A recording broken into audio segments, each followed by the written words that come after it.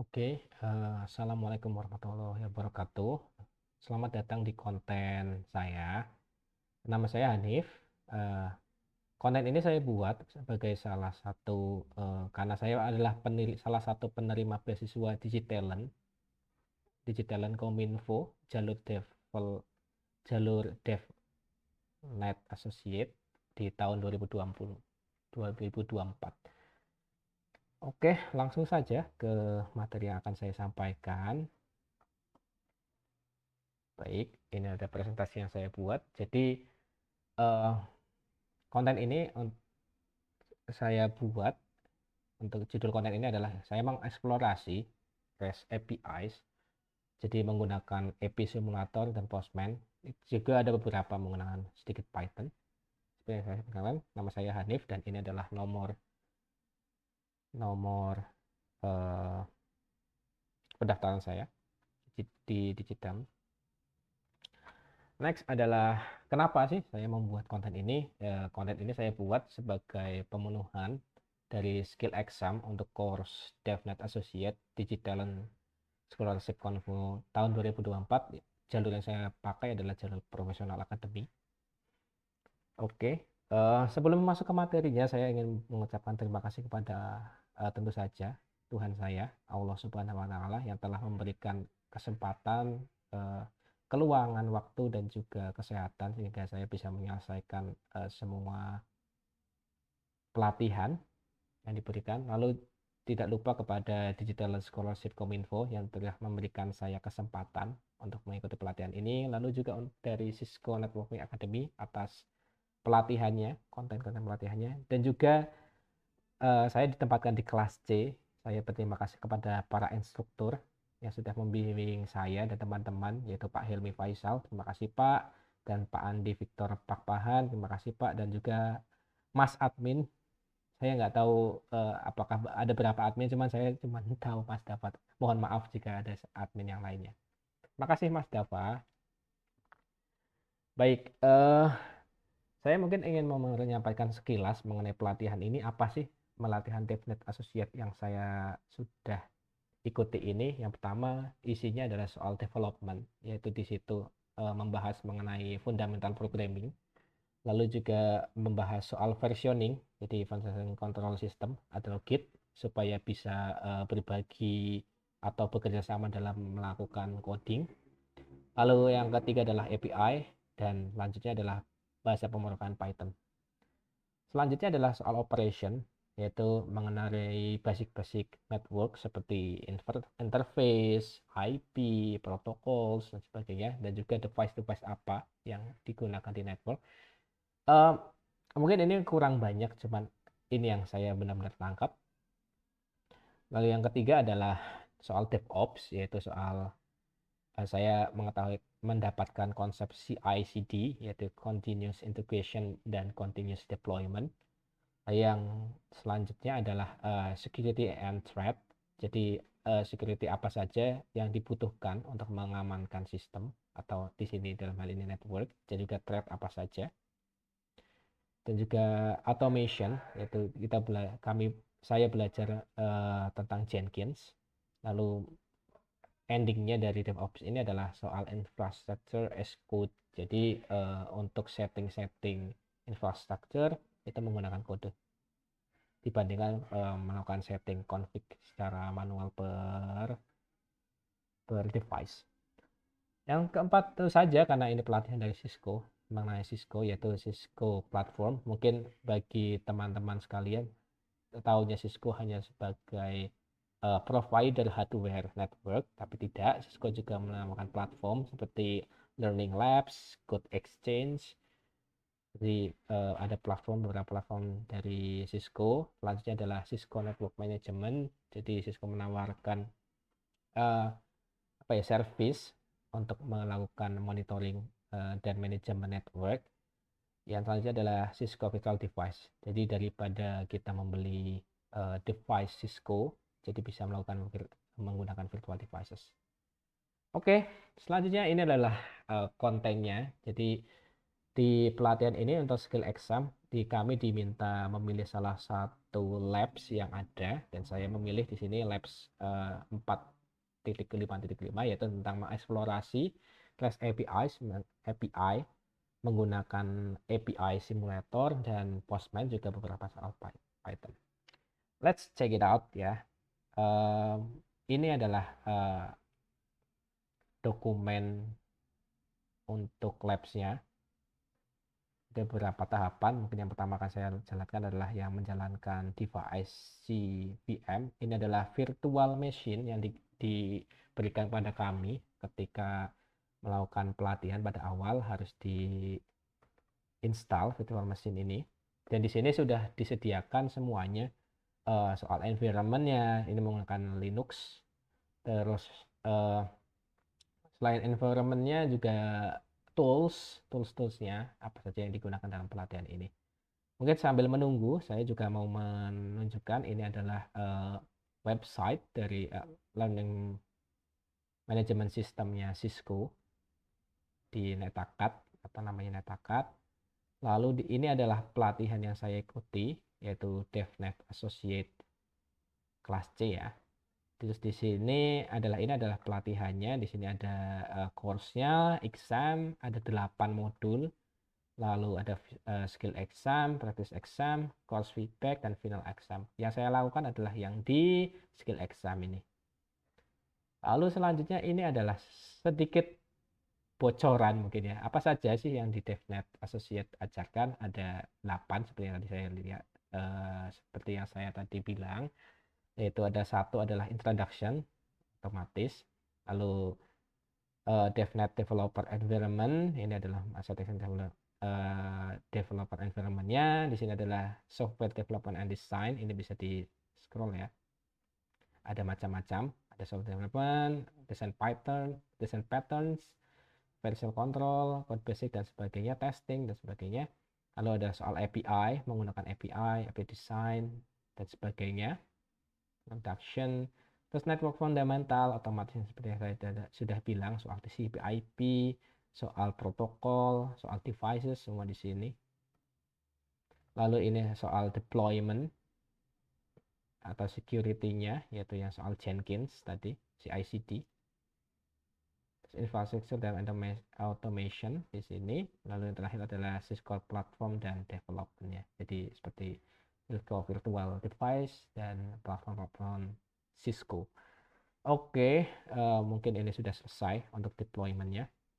Baik, ini adalah environment untuk labs-nya. Mari kita ikuti satu persatu soal labs-nya apa saja. Yang pertama, launch sudah ini. Part 1 objektifnya apa saja? Part 1 launch sudah. Part 2 itu explore API documentation menggunakan API simulator. Nanti kita lihat ini menggunakan dokumentasi istilahnya. Terus yang part 3 adalah menggunakan Postman untuk consume API-nya. Yang terakhir adalah menggunakan Python, menggunakan untuk API, untuk consume API-nya. Yang lebih spesifik kasusnya adalah menambahkan 100 buku dalam satu waktu cepat. Oke, saya langsung, ini adalah background-nya, ini adalah resource-nya. Kita langsung ke instruksinya apa. Launch device di VM sudah berjalan ini virtual machine-nya. Yang selanjutnya adalah explore. Kita explore. Pertama adalah yang dilakukan adalah membuka Chromium. Dan untuk buka apa? Ini sebenarnya API apa sih yang mau kita explore? Jadi di pelatihan ini sudah dibikin API, yaitu API School Library website. Kita lihat sama-sama di sini Chromium-nya. Mohon menunggu. Sambil menunggu kita cek sininya. Selanjutnya adalah kita membuka dokumentasi API-nya. Oke.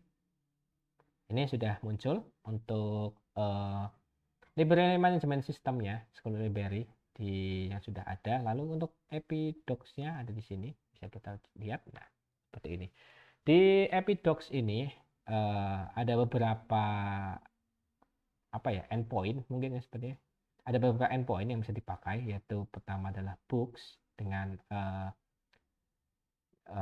bentar, saya kok jadi lupa namanya. Istilahnya adalah Oke, request method. Request methodnya pertama adalah get books. Ini untuk melihat semua buku yang ada. Lalu selanjutnya post. Biasanya ini dipakai untuk input data. Lalu delete, seperti namanya untuk delete data bukunya. Books, ini ada ID-nya. Biasanya request methodnya get. Biasanya ini untuk mengambil spesifik buku mana. Lalu put, ini untuk update data. Ini post, dia login via basic. Untuk melakukan login mungkin sebenarnya ini pengamanan ya, misal mau input, mau delete, mau update. Kalau bebas kan orang publik bisa update, itu kan bahaya datanya. Makanya dibutuhkan login. Jadi untuk memverifikasi apakah yang mengkonsum API ini publik atau orang yang memang berhak untuk melakukan akses-akses tersebut. Dan ini login via JSON. Ini ada 1, 2, 3, 4. Ada 7 endpointnya. Oke, mari kita lihat selanjutnya. Oke, sudah terbuka. Oke, sekarang kita langsung mencoba ke yang books ya. Jadi melihat semuanya. Nah, semuanya kita cek. Caranya adalah dengan melakukan books. Ini try out button. Try out button. Where is it? Oh, wait. There. Try out. Diklik, saya execute. Di sini akan muncul datanya. Sama ya, datanya seperti ya apa yang ada di sini. Oke, lalu berapa penjelasannya mengenai yang ada di sini? Pertama adalah soal code. Di sini 200 itu mungkin teman-teman bisa belajar soal HTTP code. Di sini ada detail-detailnya. Kalau 200 itu berhasil, seperti itu 500 error, terus 400 itu ya ini seperti yang tercatat ya. Ada successful tuh 200-an sampai 299, ini direction tuh 300, line error tuh 400, terus server error 500. Ya nanti sambil jalan nanti kita akan menemukan beberapa error tersebut. Lalu di sini ada response body. Jadi ini adalah konten yang dihasilkan dari API-nya yang mendapatkan apa. Lalu selanjutnya di sini ada header. Header di sini dibilang konten tipenya apa, mungkin saya coba rubah kontennya jadi XML. Kita execute. Nah, di sini akan berubah tipe datanya menjadi XML ya, bentuk datanya. Dan ini saya rubah lagi jadi JSON. Nah, seperti ini. Itu selanjutnya adalah oke, kita coba ya. Ini kan tadi berdasarkan menggunakan dokumentasi API-nya ya. Dan ini setahu saya dokumentasi API-nya tuh menggunakan namanya Swagger. Ini cukup bagus untuk yang mau membuat API menggunakan Swagger ini. Oke, kembali ke sini. Di sini saya diminta untuk menggunakan curl di command line. Baik. Curl ini min x itu adalah HTTP request method kali ya. Karena ini untuk books semua, jadi menggunakan get. Ini saya ambil request linknya ke sini, books. Saya copy, saya pastekan di sini. Oke, sudah langsung ya. Ya karena basicnya ini adalah apa namanya? Itunya bukan responsnya itu basicnya adalah JSON. Dia jadi langsung JSON bentuknya. Tapi kalau memang ingin menggunakan XML headernya, bisa menggunakan accept application XML. Nah, ini menggunakan XML nya. Kalau JSON tinggal diganti JSON, walaupun basicnya itu ya, tapi bisa kenapa ini? Oke.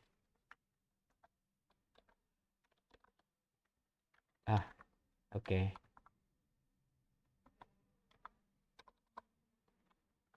Books minha accept application JSON. Kenapa nih?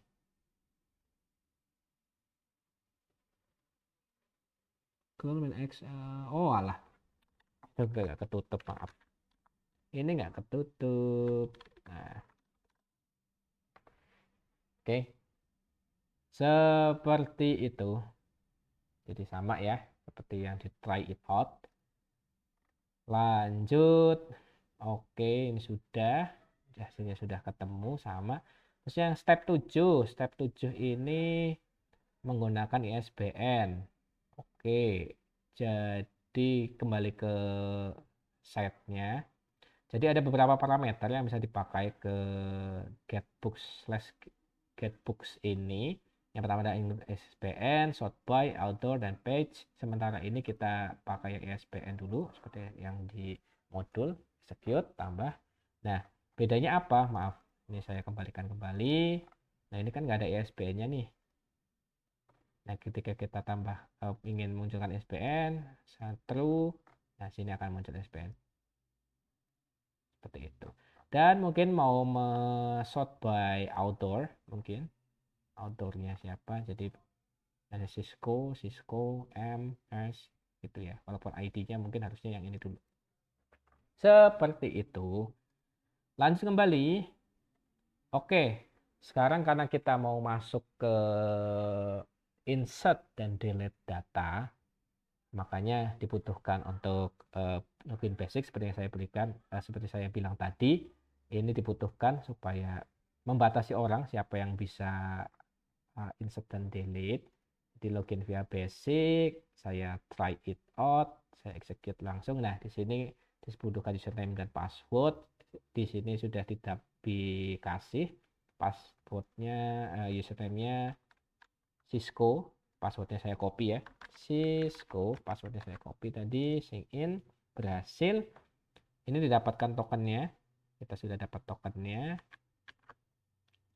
Oke, kita simpan dulu saja tokennya ya. Nanti kita buktikan apakah memang dibatasi untuk insertnya. Baik, lanjut. Oke, ini sudah dapat XAPI dan sebagainya. Oke, ini kita lewatin dulu. Nanti kita akan masukkan itu. Terus yang kita lakukan adalah kita ingin menambahkan buku, menggunakan post books. Oke, jadi fungsi yang mana? Post books. Ini adalah get books. Yang atas, post books berarti yang ini. Oke, kita try it out. Mungkin di sini kita datanya, kita bisa copy nggak ya datanya? Oke, ini saya coba copy saja, Alt 6. Copy. Kita copy di sini. Sudah masuk. Kita coba langsung ya. Ini saya execute langsung dan di sini seperti yang terlihat ini terdapat error get request 400. 400 itu berarti error dari klien. Nah, error APK request karena tadi kita sudah memang request APK-nya tapi kita belum setting di sini. Nah, seperti yang tercatat di sini sebenarnya terus ngapain? Harus authorize button di atas. Terus kita APK yang tadi kita sudah copy kita kasihkan di atas. Oke. Kita langsung coba saja authorize di sini, masuk authorize. Oke, sudah dapat. Sudah authorize, ini tadi error ya. Tadi error. Sekarang kita coba execute lagi. Apakah error? Oh tidak, kodenya 200 dan memberikan respons data yang kita masukkan. Lalu kita coba cek di sini apakah memang datanya sudah masuk. Ini saya hilangkan dulu parameternya. Saya execute. Nah, ini data yang kita masukkan barusan yaitu 4 IPv6 fundamentals dan sebagainya. Ini ya yang di copy tadi. Oke, lanjut. Terus kita tambahkan lagi nih 5. Oke, saya tambahkan 5 di sini books. Masih sama ini, terus saya execute. Nah, seperti ini sudah masuk. Lalu kita cek. Lalu kita cek 5. Oh, sudah masuk 31 days before using an exam. Seperti ini. Oke, berhasil sudah sampai sini. Ini seperti yang tadi. Ini ada node 401 seperti error invalid API key. Sudah, tadi kita sudah lakukan itu, sudah saya perlihatkan. Oke, ini list, ini hanya sama yang sudah saya coba tadi, kita coba tadi. Ini apa saja yang baru sudah muncul. Lalu list specific books menggunakan books ID API. Jadi ini digunakan untuk melihat buku khusus spesifik saja, satu buku saja. Maaf, ini delete. Oke, ini sesi buku. Mungkin kita coba ID-nya yang satu. Bukunya apa sih? Nah, ini satu. Yang kita masukkan tadi 4. Bukunya apa sih? Nah, API V6 Fundamentals dan yang 5 tadi bukunya apa sih? Seperti itu. Oke, sudah bisa ya. Lanjut, next modul itu soal delete. Ya, kita delete lagi ya. Yang 4 tadi data kita masukkan, kita coba 4. Pertama ini request metodenya itu delete. Terus books ID. Oke, kita delete yang nomor 4. Kita delete yang nomor 4, betul kan? Yang nomor 4. Ya, nomor 4 kita execute. Sukses. Ini berhasil 200 ya. Seperti itu. Kita coba cek dulu di books ya, apakah yang nomor 4 sudah hilang. Nah, ini sudah hilang yang nomor 4, ID-nya 4. Seperti itu. Ini sama, dia ngecek kan, step 13 ngecek. Oke. Itu untuk part 2. Untuk part 2 dalam labs ini. Part 3 ini menggunakan Postman. Postman ini adalah salah satu tools, salah satu aplikasi yang bisa digunakan untuk melakukan pengecekan API. Dan ini cukup bagus aplikasinya. Kita tunggu sebentar. Kita lihat ada apa saja di sini. Pertama adalah Open Postman, ya, lagi diproses. Yang kedua adalah step 2 adalah list buku menggunakan Getbooks API. Jadi istilahnya berarti yang ini ya, yang melihat semuanya ya, list buku. Mari kita cek mana dia. Di sini untitled. Oke, ini adalah tampilan Postman-nya. Sambil jalan saja, yang penting yang harus diketahui adalah ini URL-nya apa, itu nomor 1 yang penting. Oke, lanjut. Di sini saya copy. Alhamdulillah, amin. Saya copy di sini linknya books. Saya send.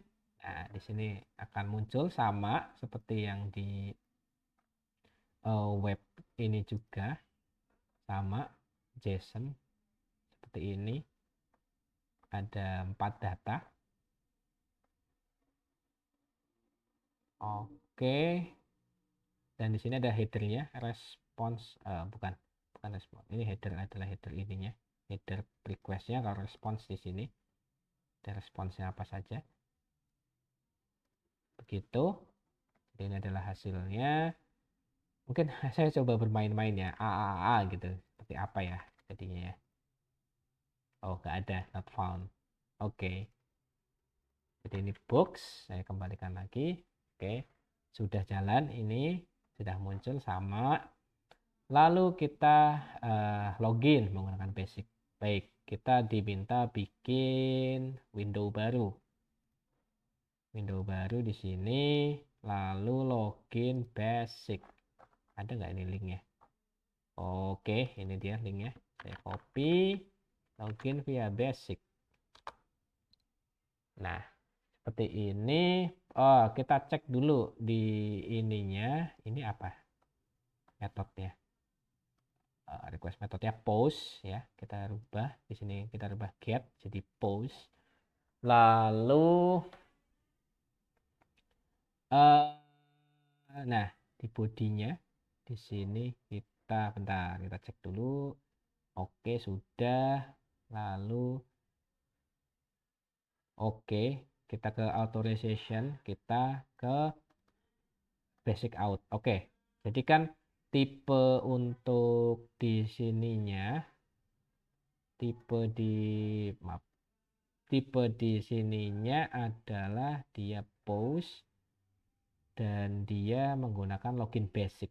Kita coba ini authorization di sini, kita loginnya basic out. Nah, ini sudah ada karena pas tadi saya mencoba. Seperti ini saya coba send. Oke, masuk, dapat tokennya ya. Apakah sama? Kita cek ya. Oh, tokennya berbeda ternyata. Nih, token yang didapatkan berbeda. Ini token yang tadi. Tokennya berbeda. Oke, kita sudah dapat token. Terus ngapain lagi? Dapat token. Terus, kita mau menambahkan buku. Seperti sama yang tadi, kita tambahkan lagi. Terus menambahkan buku. Menambahkan buku, post books. Seperti ini. Saya copy. Seperti ini. Dah, ini ganti post. Jangan lupa ada dari request metodenya post. Lanjut. Dia Oke, authorization. Authorization ini saya lihat dulu. Saya pengen melihatkan, mungkin bisa nggak tanpa authorization? Sama nyobanya. Terus ini mau input sama yang ID 4 ini. Ya. Oke, saya copy di sini. Lalu body, sini adalah untuk postnya. Kita pakai yang raw dan JSON karena bentuk datanya JSON. Beautify. Oke, sudah masuk. Kita cek send. Nah, seperti sama ya errornya. APK required. Masih belum ada APK-nya. Kita ambil APK yang tadi. Cisco ini authorization. Nah, kalau tadi menggunakan basic, ini menggunakan APK karena kita tadi menggunakan APK. Sudah ada juga ternyata. Ininya XAPK. Ini header untuk loginnya APK. Mana dia menggunakan XAPK. Kita pakai, kita send. Apa yang jadi? Ini udah ini. Nih harusnya 200 masuk ya. Kita cek di books. Di sini. Saya coba. Nah, ini yang 4 sudah masuk kembali. Tadi kan sempat dihapus. Ini sudah masuk kembali. Lanjut. Oke, ini sudah berhasil masuk. Oke, ini berhasil masuk. Add book sudah, step 4 udah. Mari kita ke step 5. Ini ngecek aja. Tambah 4 kan, sudah sama. Terus lanjut ke Oke, ini ada parameter tambahan di GetBooks API. Di GetBooks API di sini jadi ada beberapa parameter. Kalau di dokumentasinya API-nya ada beberapa parameter. Di books ini saya reverse saja biar kelihatan lagi. Nah, di GetBooks ini ada beberapa parameter yaitu include ISBN, sort by, author, dan page. Kita try it out. Kita jalankan dulu. Mari kita lihat nyamuk.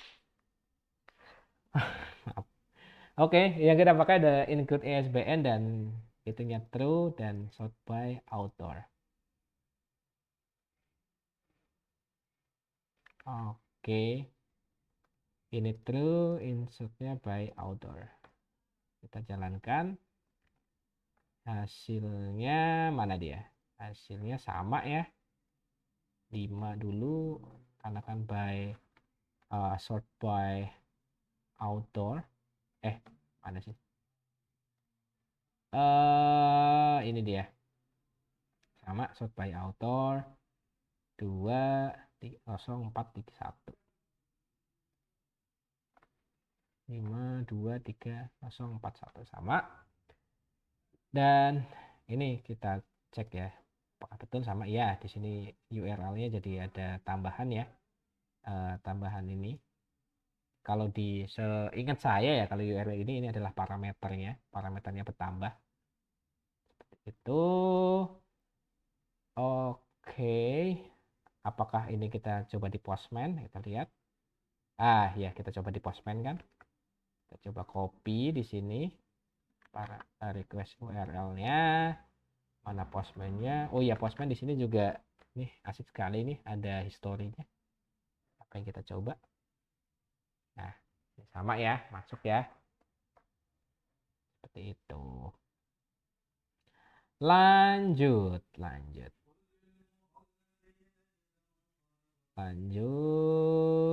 Oke, yang ini adalah part 4, part terakhir yaitu menggunakan Python. Di sini oke, sebenarnya sudah disediakan yang saya cobakan. Sebenarnya di labs-nya ini sudah disediakan. DevNet SRC di School Library. Nah, ini sudah ada Python yang digunakan, tapi mungkin saya akan jelaskan dan mungkin juga ada beberapa case yang memang tidak diberikan caranya, jadi kita explore sendiri di apa di labs ini. Oke, kita coba. Awalnya kita buka Visual Studio Code.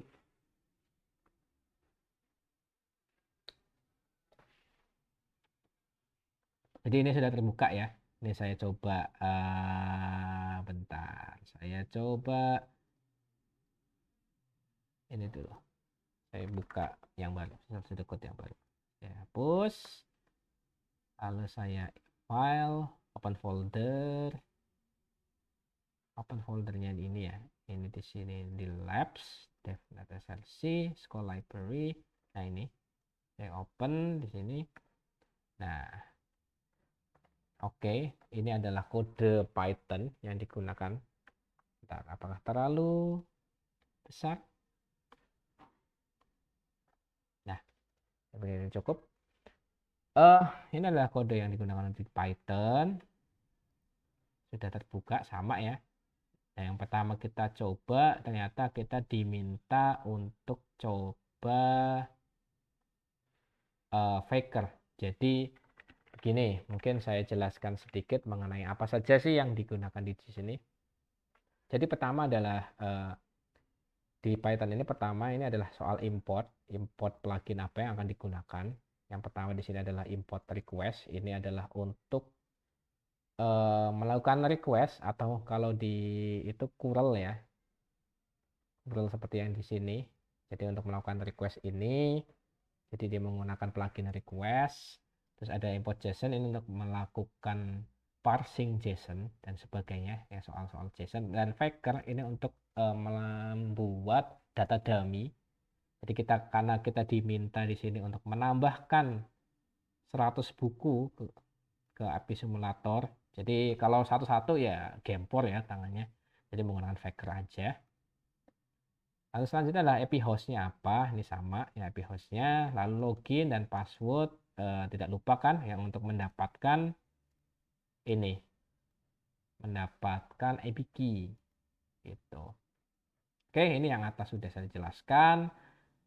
Lanjut, oke, kita kembali ke faker. Diminta untuk mencoba di faker. Oke, that's fine.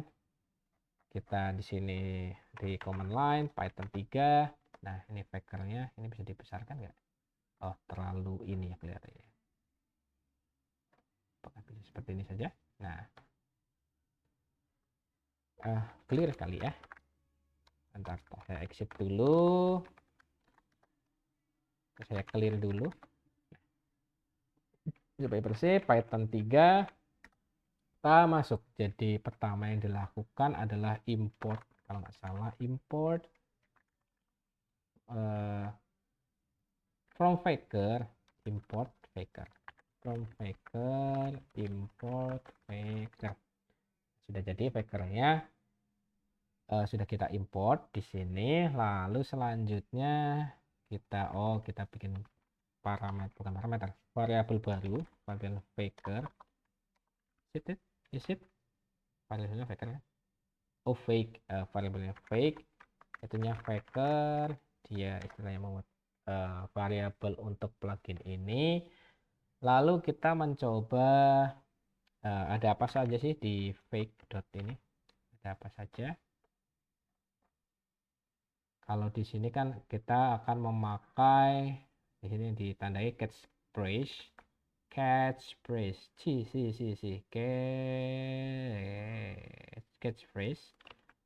Lalu ini mungkin untuk judul ya, judul buku, ISBN untuk ISBN-nya, dan name itu dan nama penulisnya. Oke. Lanjut, kita mencoba ya mengenerate data random dari Faker ini. Mana dia? Oke. Lanjut.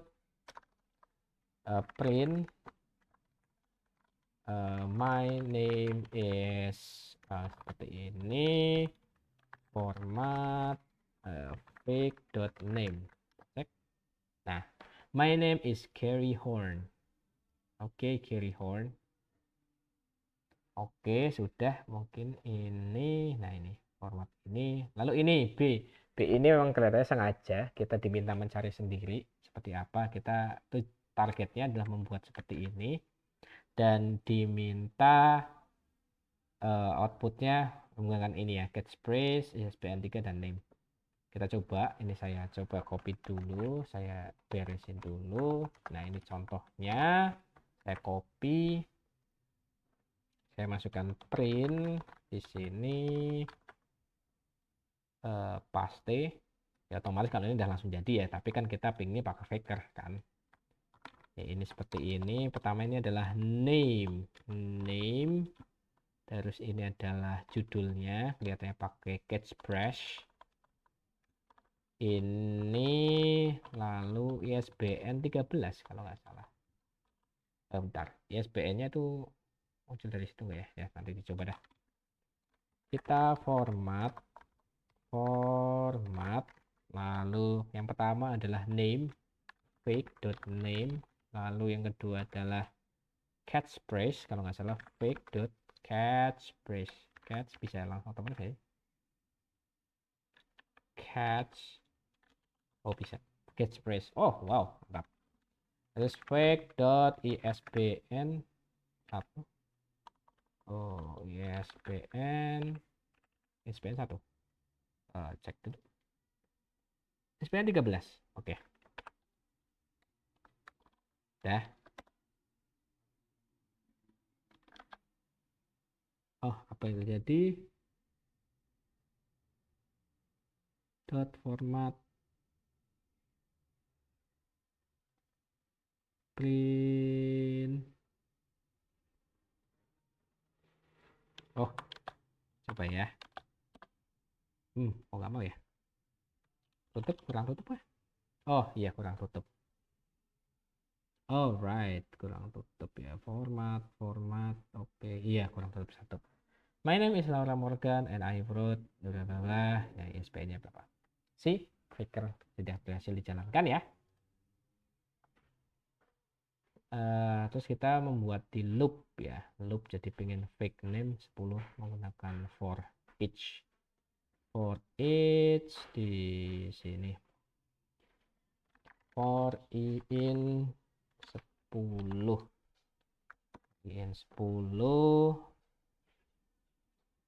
terus ringnya 10 ring 10 ini kita kasih seperti ini, kita print fake name.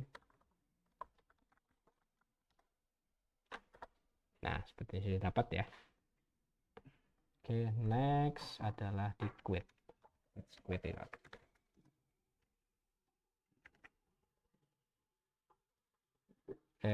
Baik. Oke.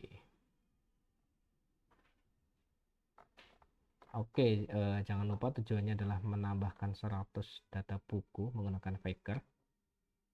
Oke, kita kembali ke sini. Jadi setelah ini sebenarnya saya paling enak menjelaskannya kalau loncat ke bawah daripada function ini. Nah, pertama adalah kita meng-get API key token seperti yang dilakukan di sini ya. Kita kan mau input data, berarti butuh untuk API key-nya. Kita butuh ngambil ini API key dan kita langsung menjalankan itu di Python. Jadi di sini API key kita menjalankan fungsi ini get out token, langsung loncat ke sini get out token, di kredensialnya apa, request post, jangan lupa untuk di itunya di sini untuk login via basic dia menggunakan post. Kan post ini adalah URL-nya, ini adalah kredensialnya ini. Lalu bisa mendapatkan apa? Kalau dia 200 dia dapat tokennya, dia akan membalikan nilai token. Nilainya seperti apa sih? Bentuknya token ini seperti ini. Jadi yang ngambil ini saja, mengambil value ini saja yang akan dibalikan. Seperti itu. Kalau enggak dia muncul exception ini, error. Oke, lanjut di sini terus menggunakan faker. Faker ini digunakan. Ranknya kita lihat di data di kita tuh sudah ada berapa sih datanya. Oh, ini sepertinya karena I-nya itu digunakan sebagai ID ya. Ini kan I-nya itu digunakan sebagai ID bentar. Nah, ini kan I-nya. Oh, ini kan ID-nya I. Jadi ID terakhir berapa sih? Kita cek. ID terakhir adalah 5. Makanya kita 6 ya. Mulainya dari 6. 6. 100. Itu berarti 100. Kalau 4 dari 100 sama 107. 107.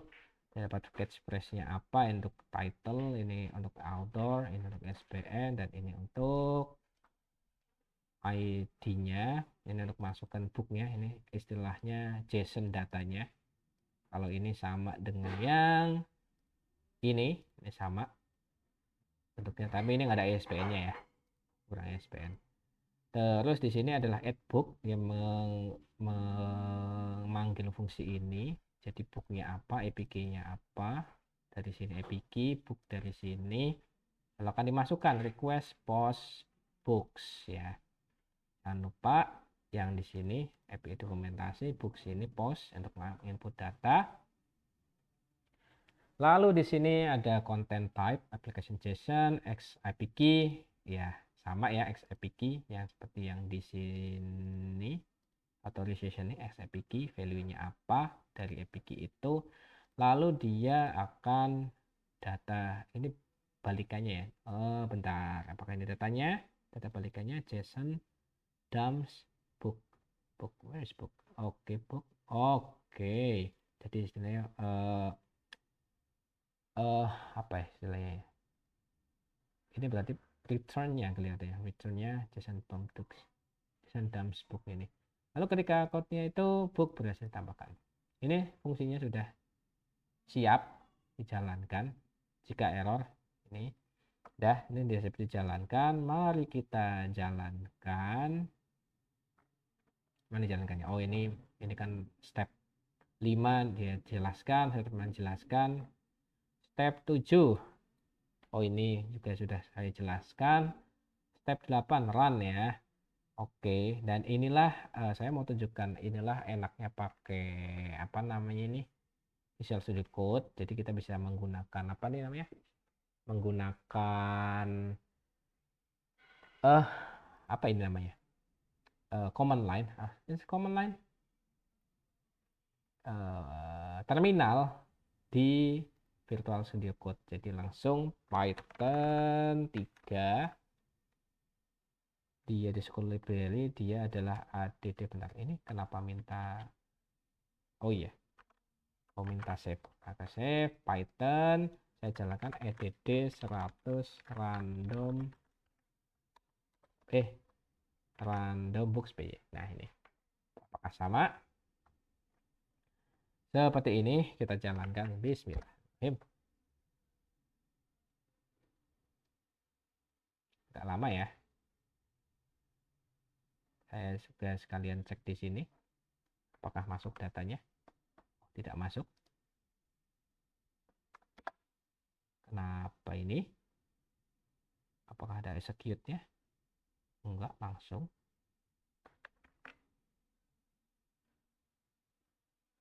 Error, muncul errornya juga. Mungkin ya saya coba kill dulu terminal. Saya coba jalankan dari sini saja.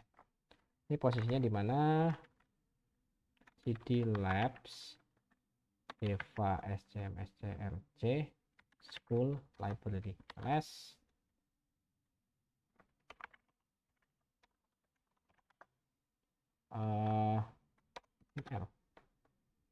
Ini ya. Python 3 add 100 apa ya?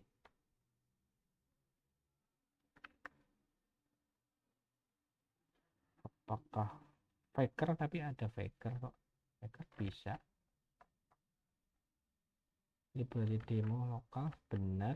Cisco pentung sama. Oke, mari kita cek di sini. Apakah sudah masuk? Oh, sudah masuk nih. Ya, bersabarlah.